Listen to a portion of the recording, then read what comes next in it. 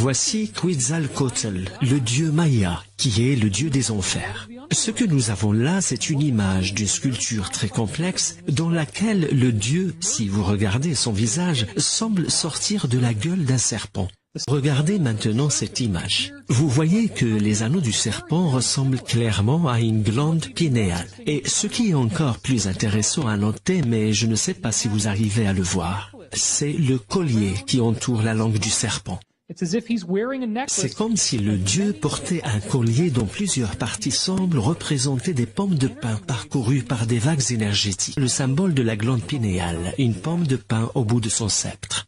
Nous allons partir maintenant dans une toute autre région. Nous avons déjà passé en revue la Babylonie, l'hindouisme, l'Égypte, la Mésoamérique, et voici maintenant l'Asie où nous allons nous intéresser au bouddhisme. On voit que les cheveux de Bouddha sont stylisés en forme de glande pinéale, comme on l'a vu avec le dieu Shiva. Et les Romains ont également fait autre chose d'intéressant avec la pierre bétyle. Et c'est quelque chose qui a été historiquement documenté. Ce n'est pas quelque chose que j'invente. La pierre bétyle avait en effet la forme d'une pyramide.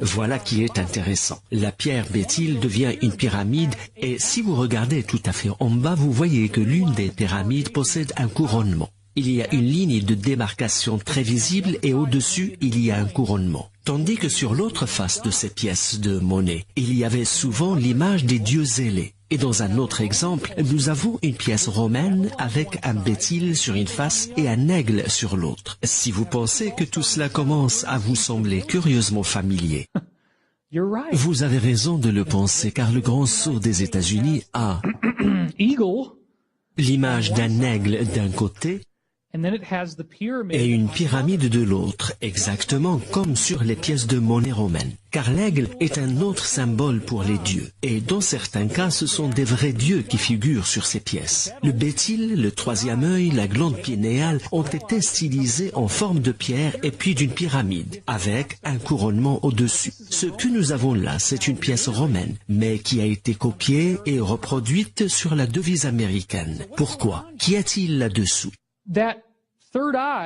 Ce troisième œil tout en haut de la pyramide pourrait bien être le troisième œil du cerveau, la glande pinéale quand elle s'ouvre. Y a-t-il un message caché sous ce symbole? Nous en parlerons tout à l'heure.